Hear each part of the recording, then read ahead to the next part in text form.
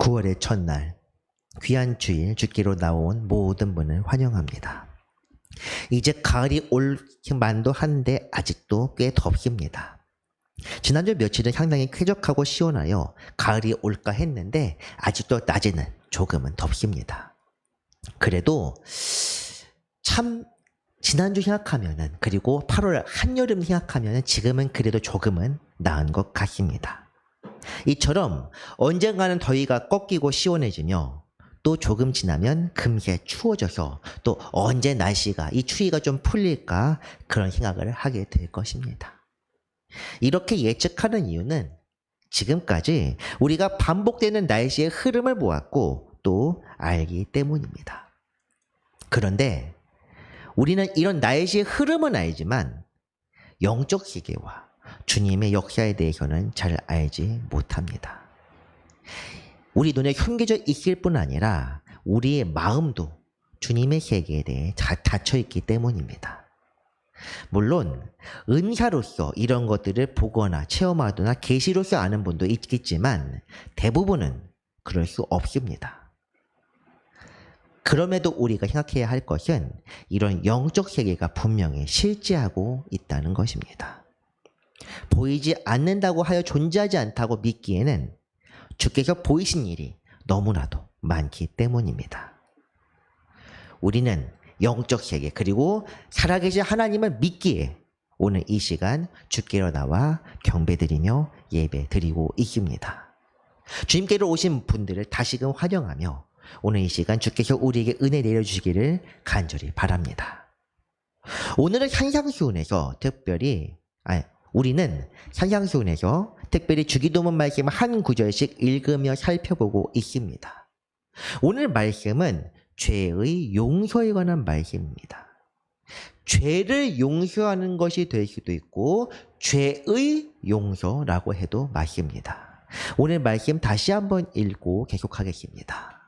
우리가 우리에게 죄 지은 자를 사하여 준 것 같이 우리 죄를 사하여 주시옵고. 사한다는 표현은 죄를 없이 하여 주다, 죄를 청산하여 주다 이런 뜻이 있습니다. 특별히 오늘은 다른 성경이나 세번의 주기도문을 짜여 찾지는 않겠습니다. 제가 어릴 때, 아주 어릴 때는 아니고 10대 초 정도 되었던 것 같습니다. 하나님께서 우리 죄를 먼저 용서하셨다. 성경에서 그렇게 말하고 선생님도 그렇게 말씀하는데 왜 주기도문에서는 우리가 먼저 용서한 대로 받는다고 이렇게 기도하라고 하는 걸까? 이런 의문이 생겨서 교회 선생님들에게 한번 물어보았는데 시원한 답변은 받지 못한 것 같습니다. 여러분은 죄사함에 대해서 어떻게 생각하십니까? 아무 생각 없이 하나님께 나는 용서받은 사람이다 이것만 생각하지 않고 이런 문제들, 죄란 무엇이고 용서란 건 무엇이고 내가 다른 사람을 용서해야 할 이유는 무엇인지 이런 문제들을 생각하며 주님께 의미와 답을 구하는 것은 매우 중요한 일입니다.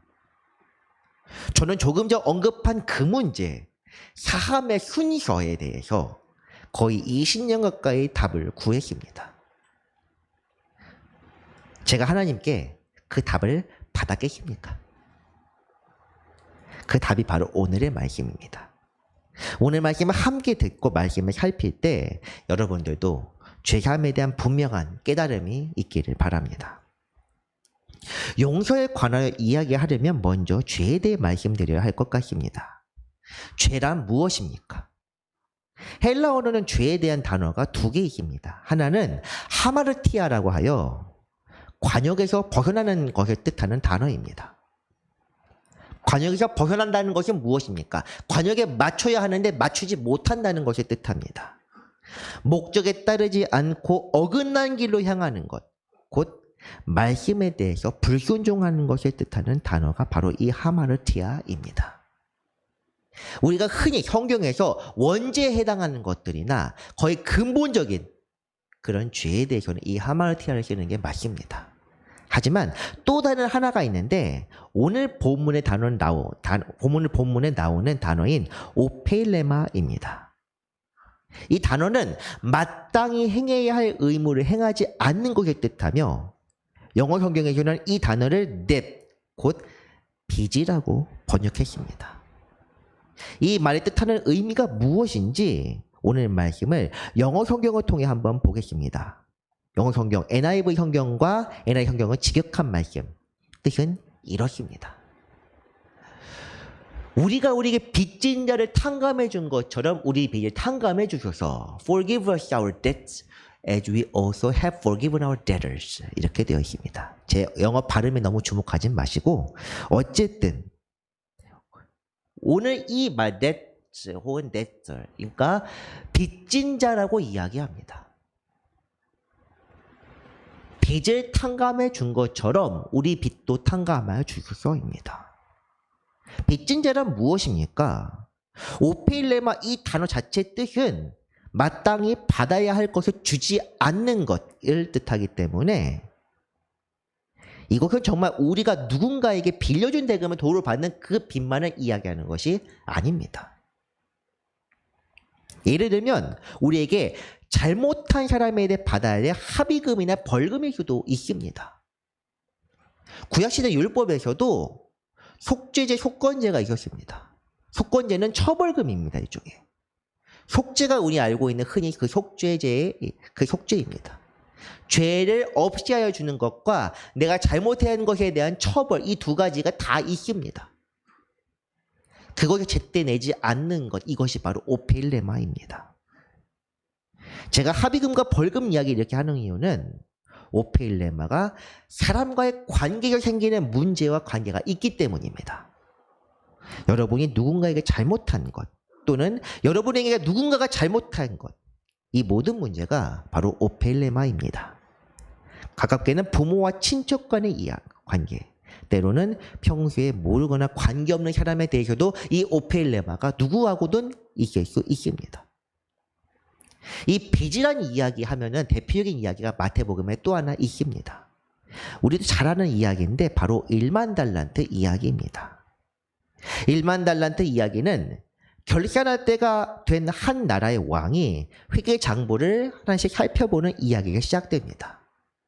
우리 교회도 결산 예배 이것이 1년 결산인데 결산 예배 때가 되면은 한 해의 장부를 살펴보면서 지금 이게 수입과 지출이 잘 맞는지 그리고 혹시 이게 맞지 않은 뭔가 지금 문제가 있는 것인지 하나씩 살펴보면서 채워넣기도 하고 혹은 이렇게 다시 계산하기도 합니다.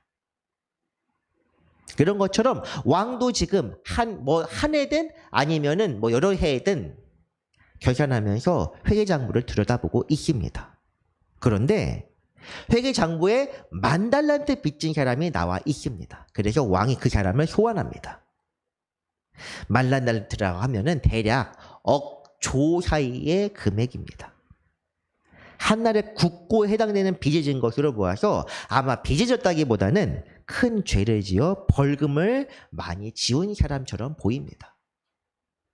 이 사람의 모든 것을 팔아도 갚을 수는 없지만 어쨌든 있는 것이라도 압류 딱지를 붙여서 다 빼앗으려고 하고 있습니다. 그런데 이 사람이 땅에 엎드려 빕니다. 어떻게든 갚을 때에 참아주소서. 이때 성경은 왕이 불쌍히 여겨 이 사람의 빚을 탕감하여 주었다고 합니다. 오늘 본문 말씀의 용서도 바로 이 탕감과 같은 뜻입니다. 도저히 갚을 것이 없는 이에게 왕이 그 빚을 탕감하여 준 것처럼 우리 다른 사람의 관용을 베풀라는 것이 오늘 말씀에 대한 교훈입니다. 중요한 것은 우리가 하나님께 용서를 구해야 할 이유가 불순종하여 하나님께 회방한 것 이외에도 있다는 사실입니다. 하마르티아 곧 불순종에 대해서는 주기도문 이후에도 또 다룰 기회가 있으므로 그리고 사실 지금까지 많이 다뤘기 때문에 오늘은 오페일레마에만 좀 집중해서 말씀드리고자 합니다. 이제 서론에서 제가 의문을 품었던 그 내용을 말씀드리겠습니다. 오늘 말씀 다시 한번 보겠습니다. 우리가 우리에게 죄 지은 자를 사하여 준 것 같이 우리 죄를 사하여 주시옵고 이렇게 되어 있습니다. 1만 달란트 이야기 그리고 오늘 말씀을 통해서 생각해야 할 것이 있습니다. 첫 번째, 우리의 죄를 거룩하신 하나님이 먼저 용서하셨다는 것입니다. 그런데 오늘 말씀에서는 왜 우리가 용서한 대로 도로받는 일종의 응보에 대한 개념이 나오는 것일까요? 이것은 1만 달란트 이야기를 조금 더 읽으면 확실히 이해할 수 있습니다. 이 이야기를 이미 다 아시는 분들은 이 이야기의 결론이 어떻게 되었는지도 알고 계실 것입니다. 사실 1만 달란트는 왕께서 용서하신 훈훈한 이야기로 끝나면 좋지만 전혀 다른 맥락으로 전개됩니다. 보면은 이렇게 되어 있습니다. 그 종이 나가서, 그 종은 누굽니까? 탕감받은 사람입니다. 자기에게 100데나리온 빚진 동료 한 사람을 만나 붙들어 목을 잡고 이르되 빚을 갚으라, 이렇게 말합니다. 참, 이것을 블랙 유머라고 해야 될지 참 어려운데 어쨌든 유머 코드가 꽤 많이 있습니다. 그 종이 나갔다. 탕감받고 나가는 자리입니다. 100데나리온. 그 화폐 가치에 대해서 좀 이따 이야기하겠습니다. 그리고 동료입니다. 그리고 목을 잡고 이르되 빚을 갚으라. 참 여러 가지가 있습니다. 화폐 단위를 모르는 분들에 있어서 설명드립니다. 데나리온은 친절하게 이렇게 기록되어 있습니다. 성인 남자 하루의 품삯에 해당하는 금액이다. 최저시급대로 계산하면 대략 한 얼마 정도 되겠습니까? 요즘 뭐 최저시급 10,000원 남짓이니까 80,000원에서 100,000원 정도 생각하면 될 것 같습니다. 100데나리온은 계산하면 10,000,000원 남짓 되는 큰 돈입니다. 문제는 이 사람이 제가 조금 전도 말씀드렸지만 탕감받고 나오는 길이었다는 사실입니다. 10,000달란트인데 달란트와 데나리온 차이는 무엇이냐? 6,000데나리온이 한 달란트입니다. 100데나리온이 큰 돈이라고 하더라도 1만 달란트와 100데나리온의 차이를 생각하면 대략 60만 분의 1 되는 금액입니다. 제가 조금 전 조에서 억 사이라고 금액이라고 했는데 60배 생각을 해보면 대략 5조에서 6조 정도 되는 금액입니다. 한 해 국고 금액보다 더 큽니다. 이것과 1,000만 원을 비교하는 것 자체가 사실 실례인데 이 사람은 탕감받은 것을 잊고 다른 사람의 빚을 어떻게든 받아내려고 합니다. 그 이유가 그 1만 달란트 갚았지만, 탕감을 받았지만 그 다시 한번 어떻게든 갚을 생각인지는 모르겠지만 어쨌든 동료의 목을 잡고 어떻게든 빚을 받아내려고 합니다. 그로 인해 그 결과는 어떻게 됩니까? 이 사람은 자기가 지은 처음 용서받았던 탕감받았던 빚을 다시 지우게 되어 지하 감옥에 갇히게 됩니다. 오늘 말씀에 숨겨진 교훈이 바로 이것입니다. 사실 우리에게 죄 지은 자를 용서하여 준 것 같이 이 말씀 앞에는 생략되어 있는 개념이 있습니다. 주님께서 먼저 우리의 죄를 탕감하여 주셨다는 것입니다. 그 부분 앞에 추가해 넣으면은 오늘 말씀의 본문의 1만 달란트 교훈과 정확하게 일치합니다. 순서대로 주님께서 우리를 먼저 용서해 주신 것이 맞습니다. 그러나 이것은 일종의 빚입니다. 완전히 청산된 것이 아니라 조건적인 탕감입니다. 1만 달란트 비유에서 왕은 부하의 빚을 탕감해 주었지만 부하가 동료의 빚을 너그럽게 탕감하지 않자 다시 이전에 용서했던 죄를 다시 지웁니다. 폭정처럼 보이지도 모르지만 이것이 바로 하나님의 공의입니다. 열흘 전 수요기도회 때 수요 말씀 기도 때 이런 말씀을 드렸습니다. 하나님의 은혜는 두 가지 측면이 있으며 모든 사람의 공평을 주시는 은혜와 택함받은 이들에게 주시는 은혜가 다르다는 것. 공평한 은혜는 속죄요. 특별한 은혜는 바로 구원입니다. 구원은 모든 사람에게 열려 있지만 그 길이, 그 속죄만이 모든 사람에 공평하게 주어질 뿐입니다. 우리는 속죄를 받은 것이지 구원을 받은 것이 아닙니다. 이 말씀을 충격적으로 받아들이셔야 합니다. 우리는 속죄를 받은 것입니다. 조건부로 구원에 들어가기에는 일종의 자격을 얻은 것인데 우리가 그것에 합당하지 않게 행하면 결국 구원은 우리에게 멀어질 수밖에 없습니다. 구원은 궁극적인 것입니다. 우리가 마지막 때와 현재의 삶을 구분하는 것처럼 현재의 삶은 우리가 죄를 용서받았고 구원은 마지막 때에 완성되는 것입니다. 제가 부활에 대해서도 여러 번 이야기했고 또 하나님의 뜻에 따르는 것과 구원에 대해서 여러 번 이야기했습니다. 구원은 마지막 때에 완성되는 것이지만 이 땅에서 우리는 날마다 구원을 이루어가야 한다고 말입니다. 구원에 들어서는 자격에 대해서 이야기했지만 사실 자격은 없습니다. 자격은 무엇이냐? 하나님 앞에 정결한 자로 설 수 있는 것이 자격인데 우리는 정결하지 못합니다.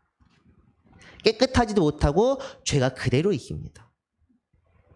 없는데 예수 그리스도를 믿는 경우에 일종의 허용해 주시는 것입니다. 하나님 앞에 나아가기에는 통행증을 발부해 주는 것 같은 것입니다. 이 믿음에 대해서는 우리가 또 월삭 기도회 때 또 히브리서 11장 말씀을 다시 한번 읽게 되어서 그 부분에 대해서 다시 한번 이야기하겠지만 믿음으로 구원받는다는 그 뜻을 우리는 분명히 알아야 합니다. 우리가 속죄의 길을 받았고 그것을 받아서 구원의 길로 가기 위해서는 이전 죄인 되었던 때와 삶과 완전히 다른 삶을 살아야 한다는 말씀입니다. 믿는다고 하면서 저라고 똑같은 삶을 살게 되면 그것은 믿는 사람이 아닙니다. 그런 점에서 오늘 말씀은 구원의 길로 가기 위한 기본적인 성도의 자세가 무엇인지 용서라고 가르칩니다. 용서하지 않으면 용서받을 수 없다. 주기도문은 이 주제 다시 한번 다루게 될 것이므로 그때 더 자세하게 살펴보도록 하겠습니다. 어쨌든 우리는 분명 예수 그리스도를 통해 용서받았습니다. 한 번 용서받았습니다. 이것은 부정할 수 없는 사실이며 성경을 통해 명시된 진리입니다. 그러나 우리의 삶은 여전히 죄에 노출되어 있으며 죄를 짓기에 빠른 본성, 아담의 후예로서의 영적 유전자를 가지고 있습니다. 이것은 인간의 힘으로 극복할 수 없습니다. 용서받은 죄인이라고 하더라도 여전히 죄의 본성이 남아 있습니다. 은혜 받았을 때 잠시 하나님의 뜻에 하나님의 그 은혜에 취하여 어떻게 하나님 뜻대로 살아보고자 열심히 한다 하더라도 내가 일상으로 돌아오면 다시 예전과 똑같은 사고방식과 예전과 똑같은 생각을 하며 예전과 똑같이 습관적인 죄를 저지르게 되어 있습니다. 이것이 이상한 것이 아니라 인간의 모습이라면 자연스러운 것입니다. 하지만 자연스럽다고 하더라도 그것이 용서가 되는 것은 아닙니다. 구원에 합당한 자는 우리가 과거 용서하지 못했던 사람을 용서하는 것이다. 오늘의 말씀은 그렇게 이야기합니다. 인간의 본성이 무엇입니까? 다른 사람이 우리에게 해를 입히고 잘못을 저지를 때 우리가 타인에게 잘못할 때 두 양쪽 모두에서 나타납니다. 우리가 잘못을 저지를 때에 대해서는 명백하게 잘못이 죄라고 말할 수밖에 없습니다. 그런데도 그것을 부정하는 사람들도 있습니다. 죄를 지었으면 죄를 인정하면 되는데 죄를 인정하지 않습니다. 이런 때는 하나님께 회개하는 동시에 잘못한 사람에게도 용서를 구해야 합니다. 그런데 우리가 다른 사람에게 잘못했을 때, 아니 다른 사람이 우리에게 잘못할 때 그런 때는 우리는 어떻게 해야 합니까? 우리가 생각해야 될 것 둘째는 조건과 상황을 고려하지 않고 하나님께 받은 그대로 베푸는 것이 바로 용서입니다. 어떤 사람은 정의를 이 땅에서 치려는 강한 의지를 발현하여 악인을 절대 용서하지 않습니다. 상응하는 보복, 아니 그 이상의 보복을 가하여 다시 죄의 생각을 품지 못하게 자기가 구도자가 된 것처럼 그런 각오로 살아갑니다. 열심히 결단하며 주여 오늘도 정의로운 재판관이 되게 하여 주소서. 자기 자신이 당한 것뿐 아니라 친절하게도 다른 사람이나 이 사회가 당한 것까지 열심히 생각하며 사회 정의를 실현하고자 노력합니다. 그렇지만 하나님 보시기에 보복은 잘못한 행위입니다. 열흘 전 수요 기도회 때 두 은혜에 대해서 말씀드린 것처럼 열흘 뒤 수요 말씀 기도회 때, 돌아오는 말씀 기도 아니고 그 다음 주 추석 전주 말씀 기도회 때 복수하시는 하나님에 대한 주제에 대해서 또한 말씀을 나눌 예정입니다. 시편 94편입니다. 주님께서는 말씀하십니다. 복수는 하나님께 속한 것이다. 인간이 사회정의 실현하려 애쓰고 때로는 칼을 휘둘러서라도 사회 못된 자들을 다 근절시키는 그런 것이 아니라 그 모든 정의는 하나님께 맡겨야 한다. 그렇게 가르치는 것입니다.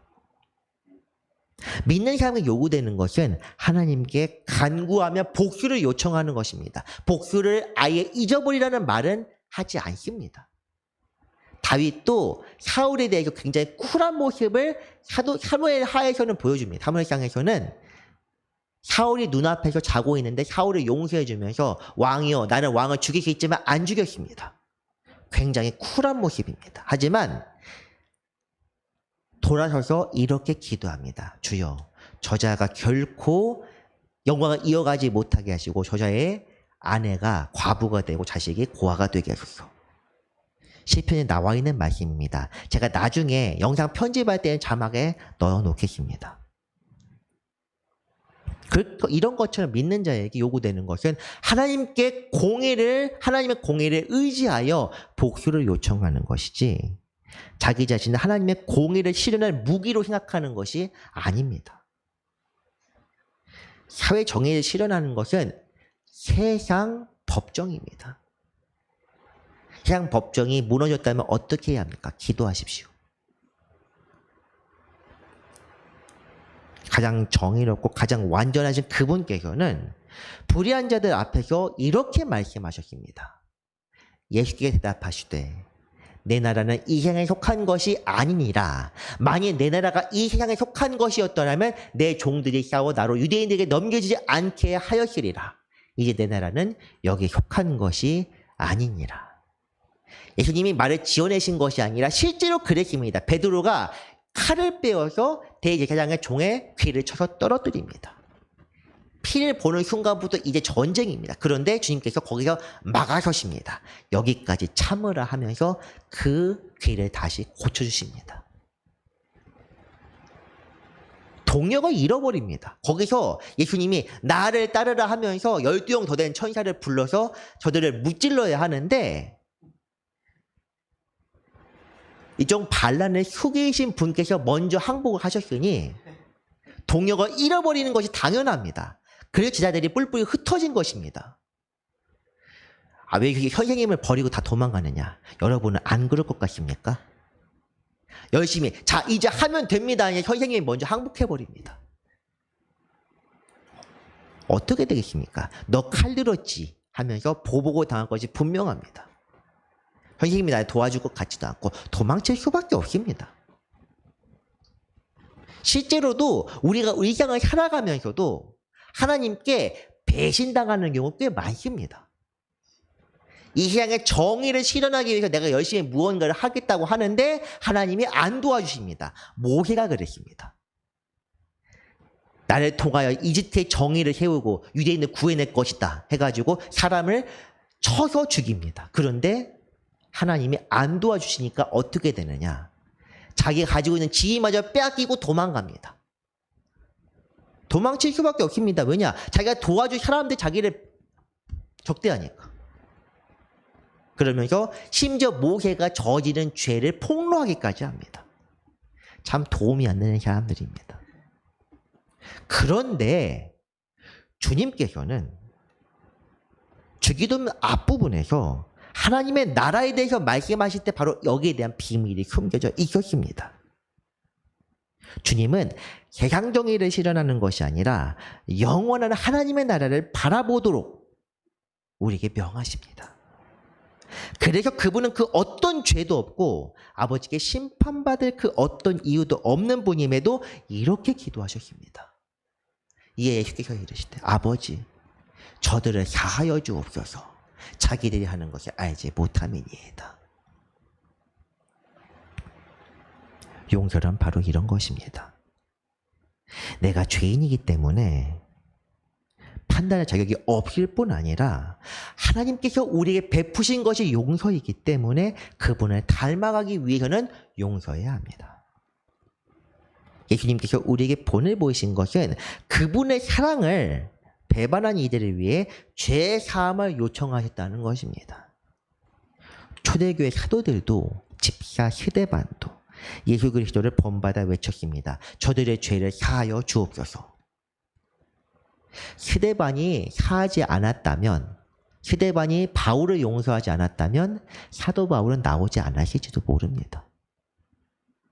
그 죄를 그대 돌리지 말아달라고 요청했기 때문에 하나님께서 그를 받으셨습니다. 우리가 스데반의 죽음이 제 죽음이 아니라는 이유가 바로 사도 바울이 나타난 것입니다. 용서의 힘이 바로 이렇습니다. 악한 세력을 대적하는 것과 죄를 용서하는 것은 완전히 다른 문제입니다. 제가 조금 전 말씀드렸지만 복수 요청할 수 있습니다. 그런데 그 복수를 내 손으로 이룰 필요는 없습니다. 왜냐? 주님께서 하시는 것이니까. 그런데 주님께서 그 사람의 공의로 심판하기 이전에 내가 거기에 가로막고 있으면 온전한 공의가 이루어질 수 없습니다. 용서라는 것은 하나님과 사람의 관계에서 다른 무언가를 끼워 넣지 않는 것입니다. 그 사람을 생각할 때 하나님이 생각하는 것이 가려지거나 하나님이 그 사람을 판단할 시에 내가 가림막이 되지 않는 것이 바로 용서입니다. 용서에 대해서 서두에서 말한 하마르티아, 불순종의 문제는 우리가 판단할 수 없는 문제입니다. 불순종은 철저하게 나와 하나님과의 관계이기 때문에 내가 용서하고 말고 할 것이 없습니다. 우리가 생각할 때는 오직 오페일레마, 곧 빚입니다. 우리가 먼저 하나님께 탕감받았기 때문에 다른 이들의 빚을 용서해 주어야 한다. 성경은 그렇게 말씀합니다. 그렇다면 우리가 용서하지 않을 이유가 어디에 있겠습니까? 전혀 없습니다. 사랑하는 성도 여러분, 사실 이렇게 저도 말씀을 전하고는 있지만 용서처럼 어려운 것이 없다는 걸 저도 잘 압니다. 저도 이전에 있었던 일들, 상처들을 완전히 풀지는 못하고 있습니다. 하지만 적어도 이제 그렇게 이야기할 수는 있습니다. 내가 온전히 선하지 못하게 생겨난 문제라면, 그 사람이 잘못했든 내가 잘못했든 내가 선하지 못하게 생긴 문제라면 주께서 나를 용서하여 주옵소서. 그리고 이 문제가 내가 선하게 대했는데도 전적으로 어떤 사람이 잘못해서 생겨난 문제라면 나는 그들을 용서하오니 주님께서 공의로 판단하시기를. 용서, 그리고 그 사람들의 잘 되는 문제에 대해서는 이야기하지 않겠습니다. 억지로 생각할 필요 없습니다. 원수에 대해서 저 사람이 어떻게든 잘 돼야 한다, 이것이 하나님의 뜻이니까, 그거 아닙니다. 단지 내가 신경 쓰지 않겠다는 것뿐이 바로 그것이 용서입니다. 관계에서 그 부분을, 나와 그 사람 관계를 지워버리는 것입니다. 그 이후의 판단은 하나님이 하십니다. 다윗이 압살롬이 왔을 때 압살롬을 만나지 않았다고 해서 용서하지 않은 것이 아닙니다. 생각했을 때 피해자와 가해자를 나란히 놓으면은 피해자는 가해자를 볼 때마다 그 피해당했던 걸 생각날 수밖에 없습니다. 이것은 트라우마입니다. 억지로 내가 죄를 지었던 것을 내가 용서하겠다면서 피해자에게 일종의 용서를 강요하는 것은 폭력입니다. 피해자가 자연스럽게 할 수 있기까지 기다리는 것, 그것이 바로 가해자의 대가입니다. 잘못의 대가는 분명히 치러야 하는데, 가해를 하고서도 여전히 내 기분을 편하자고 다른 그 피해자에게 당신 만나서 용서를 구하고 싶다, 이것은 폭력입니다. 그런 경우를 듣기도 들었고 저도 스스로 그런 경우도 저한테 와서 하겠다는 분도 있지만은 저는 그것을 원치 않습니다. 혹시 말씀을 들은 분명히 말씀드립니다. 저는 그것을 원치 않습니다. 아직 보기 싫은 사람들 많습니다. 그것을 봐서 내가, 그 사람 다시 봐서 내가 하나님을 섬기는데 지장이 생긴다면 안 보는 게 맞습니다. 그리고 그가 온전히 잘못을 뉘우치고 있는지도 솔직히 잘 모르겠습니다. 그렇기 때문에 내가 그 사람을 용서하는 것과 그 사람을 다시 보고 싶다, 이 문제는 완전히 별개의 문제입니다. 그렇기 때문에 가까운 사람들끼리 지은 잘못과 죄가 훨씬 더 위험한 것입니다. 용서는 내가 주님께 용서받았기 때문에 주님께서 본을 보이신 대로 그대로 행하는 것입니다. 예수님께서 아버지 저들을 사하여 주옵소서 하는 일을 알지 못함이나 하셨다고 하더라도 마지막 때에는 칼 들고 그들을 심판하실 것입니다. 용서하셔놓고 왜 다시 심판하시냐? 주님의 공의가 그렇기 때문입니다. 한 번 목숨까지 버렸는데 돌아오지 않았다. 생각해보면 어떻겠습니까? 투자 같은 거 할 때 내가 정말로 눈물 정말 아껴서 했는데 망했다면 용서하겠습니까? 안 됩니다. 그것이 바로 안 하는 것이 하나님의 공의입니다. 한 번 봐줬는데 두 번째 하나님께서 말씀하십니다. 한 번은 됐다. 근데 두 번은 없다. 한 번은 그리스도께서 십자가에 지신 것, 두 번은 마지막 때입니다. 그런데 우리 삶이 시간이 정해져 있기 때문에 우리가 살아있는 동안에 주님께로 나아가야 한다. 그리고 주님께로 나아가는 방법에서 가장 중요한 거, 우리가 할 수 있는 실천의 방법 중에 가장 대표적인 것이 바로 용서다. 오늘 교훈이 바로 그것입니다. 제 마음속에 남아있는 문제는 주 안에서 해결돼야 할 문제입니다. 이 말씀을 듣는 분들의 마음에 있는 응어리와 슬픔도 주 안에서 온전히 해결되기를 바랍니다. 말씀을 정리합니다. 성경에서 용서받아야 할 우리의 죄는 관계의 죄, 곧 오펠레마입니다. 이것은 처음에 우리가 하나님께 큰 죄를 용서받은 데서 시작됩니다. 우리가 사함을 받았기에 우리는 다른 사람의 잘못을 용서해야 하며 이를 통해 의를 온전히 이룰 수 있습니다. 그뿐 아니라 마지막 때 하나님의 결산하실 그날에 주님께 용서받을 수도 있습니다. 주 안에서 용서받은 자로서 감사드리며 또한 기꺼이 다른 이들을 용서할 수 있는 모든 성도 되시기를 간절히 바라면서 권합니다. 기도하겠습니다. 은혜로우신 하나님 아버지 감사드립니다. 우리에게 오늘 필요한 은혜를 내리시고 깨닫게 하시니 감사합니다. 우리 자신이 먼저 용서받은 죄임을 잊지 않게 하시고 다른 사람들과의 관계에 생긴 문제를 관용과 사랑으로 품게 하여 주옵소서. 어려운 문제에 빠진 이들 있습니다. 여기 있는 이들을 포함하여 주님의 이름을 부르는 모든 이들을 위로하시고 그 어려움을 주님의 이름으로 해결하여 주옵소서. 하늘의 위로와 크신 사랑을 사모하 살아가는 모든 성도 되게 하시길 바라며 배반자의 죽을 죄인이 우리를 사랑하사 십자가에 지신 사랑의 주 예수 그리스도의 이름으로 기도합니다. 아멘.